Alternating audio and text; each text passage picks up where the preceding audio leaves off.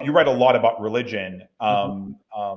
Your book, Create Your Own Religion, is really, really great. I mean, it's a very profound book in a lot of ways, and it's clear that you love killing sacred cows when it comes to religion, right? You wrote a funny little book called "The 50 Things You're Not Supposed to Fair. Know About Religion," where you expose all the different organized religions' dirty little secrets that are really dirty in some cases.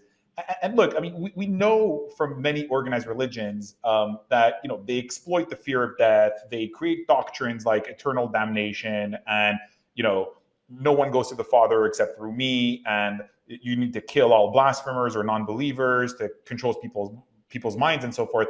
At the same time, you know that there's a big hole in science, right? A lot of people look for science to fill the Mhm. gap, and you're right. Science is simply too dry to fill the void of the big questions Yep. left unanswered, like is there meaning in life? What happens after death? Where do we come from? And so forth. And you write this, you say, most secular movements are doomed to failure because they do nothing to lessen the fear of the unknown. Mhm. So, in your opinion, is that what explains the resiliency and popularity of organized religion even until today when we have access to all this information and even fundamentalisms? Yeah. And if science and secularism, if science and secularism can't fill that void, what's our best bet? Like, what are we left with? What should we use as tools to grapple with that void? I think it's a problem that definitely has to do with religion and science, but also has to do with other factors. When people kind of look back to the past and the values of the past and kind of bemoan the loss of the previous values, when the stuff that you don't like that's more recent is there for a reason. It's because the values of the past suck for a lot of people. They did not work and they felt the need to break away from it. Then what they created is not necessarily that much better than what they departed from. Sometimes it is, sometimes it isn't. But typically, what you end up is usually two bad answers that both are partially correct, where there's a need for people have a need for spirituality, people have a need for powerful ritual, people have a need for things that make them connect with the unknown. There's nothing wrong with those needs. It becomes a problem when then it becomes attached to a bunch of dogmas that are squash the unbelievers and all that. Vice versa, science is an excellent tool. It's a fantastic tool. It gives us so much. But if you propose it as the one and only tool, there are a lot of things that science can deliver. And so you are stuck with either, yay, we got the scientific method, is a cool thing, but it leaves you completely, doesn't really scratch that itch that is inside most people. Or in order to scratch that itch, you have to go back to kind of the old fascist and the way they did things. And it's like, can we not do either? Can we just figure out what are Mm. those things that are delivered? Like, what is that people really crave in organized religion? There's nothing wrong with those needs. Those are human needs. What is that people crave in science? Those are all needs. And if people crave them, there's a good reason. So the question then becomes is how can we satisfy those needs without all the baggage that's often tied to them? Like I was having today a discussion regarding patriotism. It's like I personally don't get it because to me, I understand face to face community and I understand issues on a human level. The nation to me is too much in between. It's like it's too big to be a face to face community and it's too small to be all inclusive. But again, who cares? If somebody else makes it be something that helps them be a better person, good for you. So I'm not saying it's bad. I'm just saying for me it doesn't work. But the question is, there are things that something like patriotism will deliver. So what are those things? And if I think that patriotism may not be the best way to go about it, how can I substitute those? How can I deliver that same satisfaction that people derive from patriotism without what I think are the dark side of that, the patriotism turning into kind of foreigner hating nationalism and all the we versus them mentality and all that stuff. It's like, is there a way to get the good without the bad, basically? Is there a way where we can take the best from, and again, the best maybe get rid of a lot, but there's something there that's real. And usually, even if you strip Is it it, Danielle? are we just uncomfortable with the idea of cherry picking? Like, I have this discussion with my friends all the time. It's like, we look in ancient religious texts, there's so many unbelievable ideas that are unaccounted for by modern science. Yeah. And they always tell, and I'm like, these ideas are unbelievable in terms of what they do for human beings. And they're like, yeah, but you're cherry picking because 3 sentences down, they also say you have to kill all non-believers. And I say, hell yeah, I'm a cherry picker. I ruthlessly cherry pick if I see a good idea. Whereas even science, like, and you write a lot about scientism and the new atheists and so forth, they also want us to adopt an all or nothing. No. There's one line that's wrong in the religious text. We got to discard the whole thing and just dive into the scientific mindset, whatever you can prove and touch and feel. But why wouldn't we be comfortable if we're going to be real rational seekers and we want to find the good wherever it is and whatever clothing it has? Why are we so uncomfortable with this idea? Yes, we are cherry picking, 100% cherry pickers. Because I think it puts a responsibility on you for the outcome. That if you didn't put together all the elements great, the outcome may suck. And then it's not the outcome may suck because somebody else came up with those ideas and you hopped on board. The outcome may suck because you put it together in a way that didn't work. You suck. Yeah, so it's a lot easier to hop on a bandwagon that's already existing because it takes the responsibility away from you. It takes hard work away from you because you don't have to figure out, you don't have to read 10,000 things and figure out what's good, what's bad, what's working, what's not. You can kind of buy a prepackaged ideology that tells you what's good and what's bad, and you just follow it. That's easy. That doesn't take that much work, right?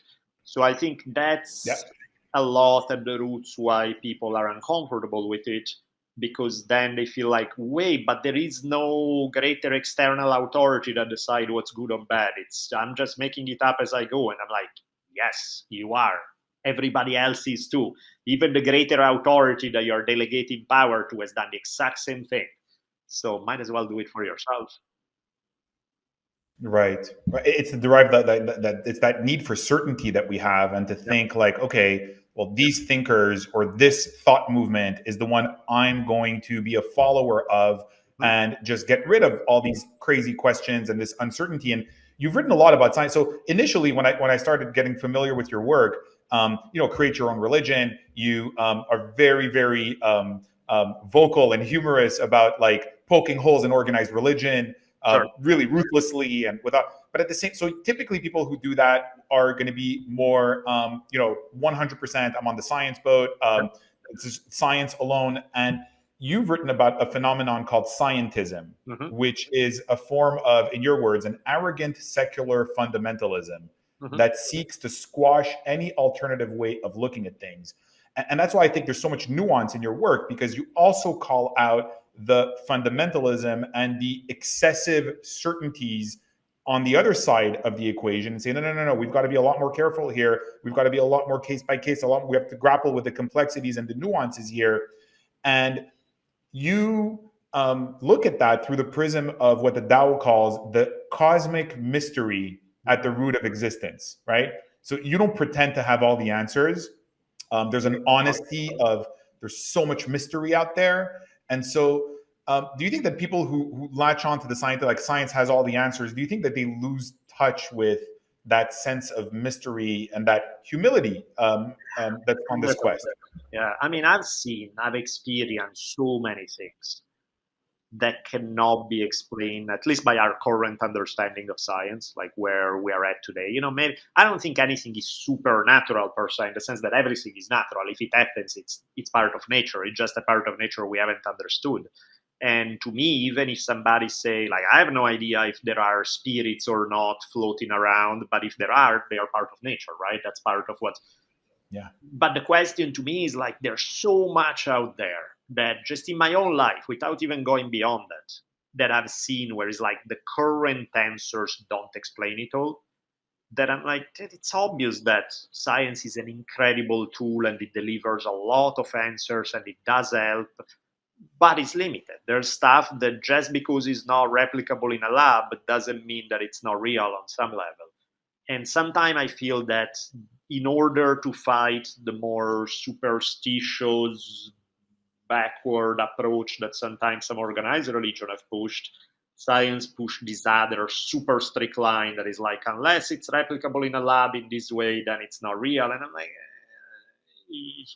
like to me, it's like, I mean, forget even strange things. If you keep it basics, science doesn't explain well falling in love. You know what I mean? It may explain why people decide to hook up with one another for sex or to form a unity in a very pragmatic way. But that experience of falling in love is not something that you can reduce to purely some weird chemical reaction. You know what I mean? So to me, it's like it's its desire to sometimes over explain everything to me betray a certain insecurity, because then you reach a point where it's like, admit that you don't know, and that's fine. Admit that, look, from year to year we can explain it to a T, we have all the elements. Past that point, the evidence start getting thin, so whatever we're going to conclude from there says a lot about us, even more than about the phenomenon we're observing. I don't have a problem with that. And I think that's part of why sometimes it's so much easier to fit in a camp or another, because it's like, oh, you are the organized religion guy in this one religion, then everybody else who's in that thing is behind you. Or you are the science guy who say all spirituality is bullshit anyway, and then you have all this. To me, it's like I'm kind of allergic to belonging to anything there, because I always feel that it's based on somewhat of a dogmatic thinking, because there are always exceptions, but strict membership in that kind of mindset require you to start discounting a lot of the exception to make it a rule that people can gather around. And I have a very hard time with that, because in my experience, while rules are very useful, there are always, not just there are always exceptions, but there are a ton of exceptions. So over worshiping the rule sometimes start missing the point. And I think a common theme that you hear with a lot of naturalistic philosophers is the connection with human intuition. And a lot of these ideologies tell us not to trust our intuitions, because this is the answer. This is the prism through which you must explain everything. Either it's evolutionary biology, or it's there's no such thing as free will, because everything is a consequence of physical and chemical laws, or everything is an expression of the will of God, and that's it, and all the answers are contained in this book. And we dissociate with our intuition. And what I'm hearing from you is that to be a true seeker that's in tune with nature, you have to also trust your intuition. When you feel that there might be something there, you can't fully explain it. But you know what? All these prepackaged answers don't necessarily explain it either. And we know already from our history that a lot of our intuitions ended up with a lot of them being validated by science. Absolutely. So maybe some of the intuitions that we can't prove today will be validated by science in 300 years. Does that mean that we shouldn't listen to them? Right? Exactly. It's like I have a tendency I don't believe anything and I don't disbelieve anything.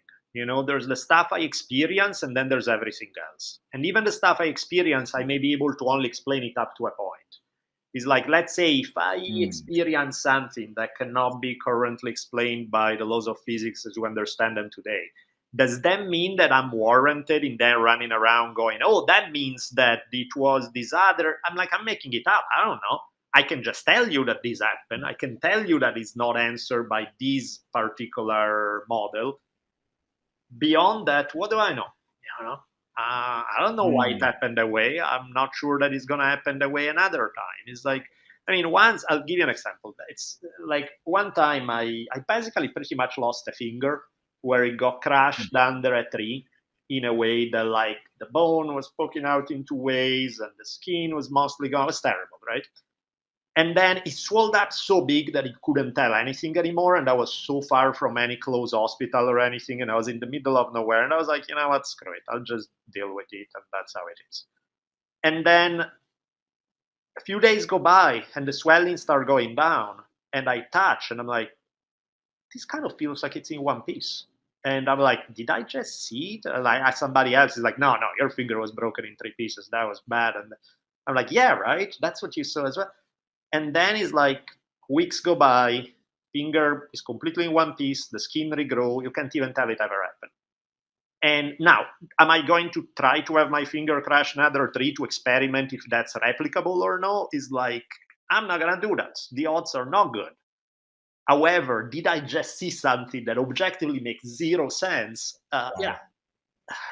What do I do with it?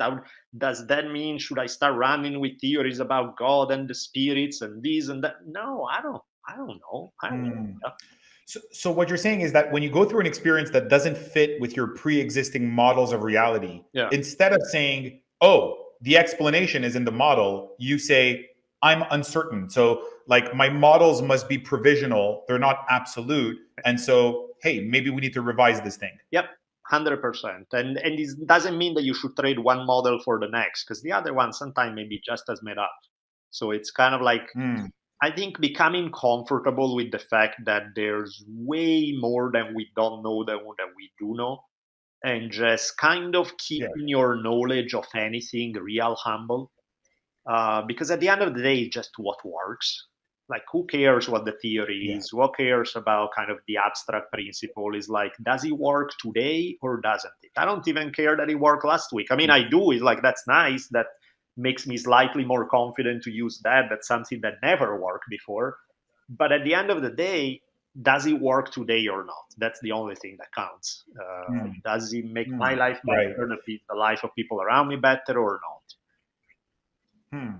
That's great. And that will naturally lead you to consider solutions and answers and explanations from multiple viewpoints. And it's like politically too. Sometimes you hear conservatives make an argument. It's like, wow, that really makes a lot of sense. And then liberals will make another argument. You're like, wow, that makes a lot of sense. Like, do I need to pick a team? Do I absolutely need to take a team and say the other guys are wrong and the other guys are evil? Like, no, you guys both sound like you're seeing some version of reality and not seeing other stuff. Yeah, I think it's there's a story that I particularly love. I forget where I heard it, so I kind of forget the details. But the basic principle is somebody goes to this guy, so person A goes to this guy and sets out a thesis. Blah, blah, blah. I forget what the specific example is. Like, so and such thing, this is the truth. And the guy goes like, you're right. Person B goes back and is like, no, that's complete crap. Da, da, da, da, da, da. This is the truth, and this is why. And they lay out some good evidence. And he's like, you're right. Guy number 3 shows up and he's like, they can both be right. They are arguing mutually opposite things. How can you say that? And he's like, you're right. The point there being, most anything, take any religion, any philosophy, any political position, take even the most awful ones, okay? Not just the good ones, even terrible stuff. There's usually at least a grain of truth there. Something that on some level makes sense. Something that maybe the answer sucks, but at least he put the finger on a problem that nobody else was answering satisfactorily. Even if it's only that, that's real, that's legit, that should not be discounted. Doesn't mean you should embrace everything that follows from that, but that there's a partial truth that almost every philosophy has. The problem is that they take that partial truth, they turn it, they stretch it way beyond where it's warranted, turning it into an absolute, and it no longer works at all. It's terrible. But that doesn't mean that the little seed wasn't good there. Again, maybe it was just the question, none of the answer. Maybe it was a partial answer. Maybe it's an answer that worked in some cases and not in others. So to me, it's rather than making argument in the abstract about this model or the other, good and bad, because the reality is almost every model is going to have at least a percentage of good. Now, the percentage may change. One model may be 80% good and one may be 1% good. So I'm not saying they're on the same playing field. But there's something there. It's like, why throw away the 1%? Maybe that 1% is actually important. So even if it's tiny within the economy of a crappy model, let's take that 1%. And let's figure out how to to me, like, it goes back to that kind of combining things in a way that work. Like, what do I care if the answer is a socialist answer or a capitalist answer? You know what answer I like? The one that works. The one that at the end of the day make people happy and everybody has food on the table and life is working out okay.